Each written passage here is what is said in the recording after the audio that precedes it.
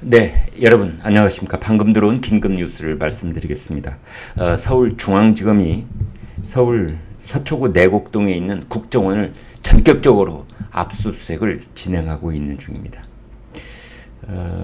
서울중앙지검 공공수사 1부 부장 이희동 검사, 공공수사 3부 부장 이준범 검사, 이 두 부가 지휘하는 압수수색팀이 서울 서초구 내곡동 국정원 청사를 전격적으로 압수수색을 진행하고 있습니다. 이게 서울 서초구 내곡동에 있는 국정원 청사 사진입니다. 지금 여기에 이제 고발되어 있는 사건이 있는데요. 하나는 서해 공무원 피살 사건, 그리고 또 하나는 귀순 어민 강제 북송 사건, 이 두 사건이 되겠습니다. 고발당한 지 일주일 만에 전격적으로 압수수색이 됐는데, 그것도 있지만 오늘 어제 지금 전 국민을 충격과 경악 속에 몰아넣고 있는 이른바 귀순 어부 2명 강제 북송 사건의 그 현장 사진 10장, 판문점에서 일어났던 우리나라 경찰 특공대 8명이 북한 귀순 어민 2명을 양팔을 겨드랑이를 껴가지고 거의 질질 끌고 가다시피 해서 북쪽으로 넘겨주는 그 사진을 보고 여러분 아마 벌어진 입을 다물 줄을 모르셨을 겁니다. 이제 그것이 또 결정적인 원인이 돼서 이건 더 이상 머뭇거릴 수 있는 사건이 아니다, 이렇게 서울중앙지검은 판단을 한 것 같습니다. 지금 전격적으로 압수수색이 진행 중에 있습니다. 서해 공무원 피살 사건과 관련해서는 박지원 전 국정원장이 그것과 관련돼 있는 보고서 등을 무단 삭제한 혐의다, 이렇게 되어 있습니다. 그래서 직권남용, 공용 전자기록 손상 등의 혐의로 지금 고발이 되어 있는 거고요. 그 다음에 귀순 어민 북송 사건과 관련해서는 서훈 전 국정원장이 정부 합동조사를 강제 조기 종료시킨 직권남용, 허위 공문서 작성 혐의로 지금 고발이 되어 있습니다. 전 국민적 충격과 경악 속에 지금 벌어지고 있는 이 사건, 역시 윤석열 대통령실도 가만히 있을 수가 없죠. 대통령실은 대변인을 통한 공식 브리핑에서 이렇게 말했습니다. 윤석열 정부는 자유와 인권의 보편적 가치를 회복하기 위해 이 사건의 진실을 낱낱이 밝히겠다. 사건의 진실을 낱낱이 밝히겠다, 이제 그렇게 말을 했습니다. 만약 귀순 의사를 밝혔음에도 강제로 북송했다면 이는 국제법과 헌법을 모두 위반한 반인도적, 반인륜적 범죄 행위다. 이에 대한 진상규명이 필요한 이유다, 이렇게 얘기했는데요. 범죄 행위로 규정을 했습니다.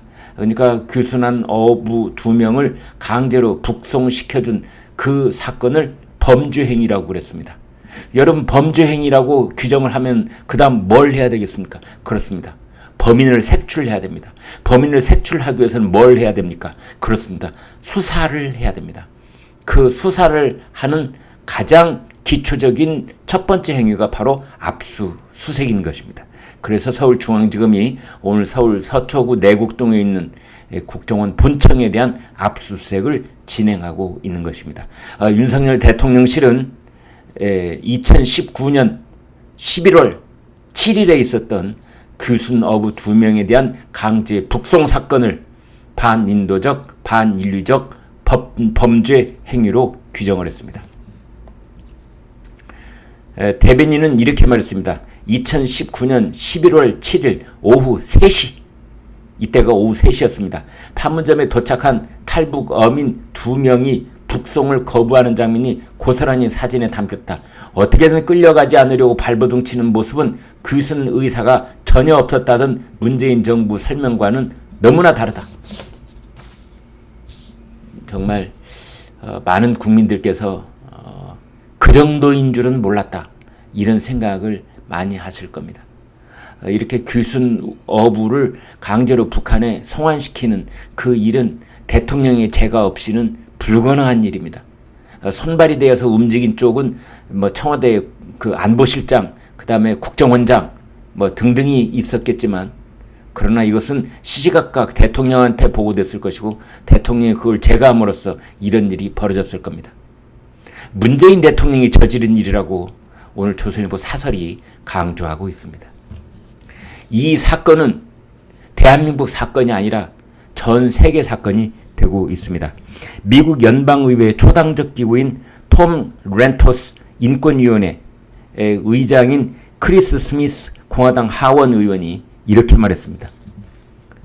그 규순 어부의 강제 북송 사건, 이 겨드랑이 손 넣어서 질질질 끌고 가는 그 사진 10장을 보고 난 뒤에 보기에 고통스럽다.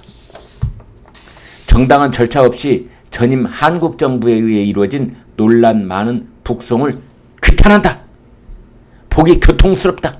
규탄한다. 나는 충격을 받고 경악했으며 누가 이런 명령을 내렸고 왜 그랬는지를 판단할 철저한 조사가 여전히 필요하다고 믿는다. 규순을 요청한 어민들이 의사에 반해 정당한 법적 절차 없이 물리적 강압을 받아 공산주의 북한으로 돌려보내지는 사진을 보는 것은 고통스럽다. 이 사진들은 두 어민이 판문점 군사 분계선에서 강제로 넘겨졌으며 그들은 잔혹한 정권에 인도되는 것에 저항했다는 점을 분명히 보여준다. 참 정말 너무나 참담한 일이 아닐 수 없고 그것이 문재인 정권 그 한복판에서 벌어졌고 당시에 문재인 정권은 부산에서 열리는 한국 아세안 특별정상회의에 북한 김정은에게 초청장을 11월 5일날 그러니까 북송되기 이틀 전에 초청장을 보내왔던 겁니다. 그러니까 초청장만 간 것이 아니라 초청장 플러스 규순 어민 2명을 거기 함께 묶어서 북한으로 보낸 것이다. 이렇게 볼 수 있는 겁니다.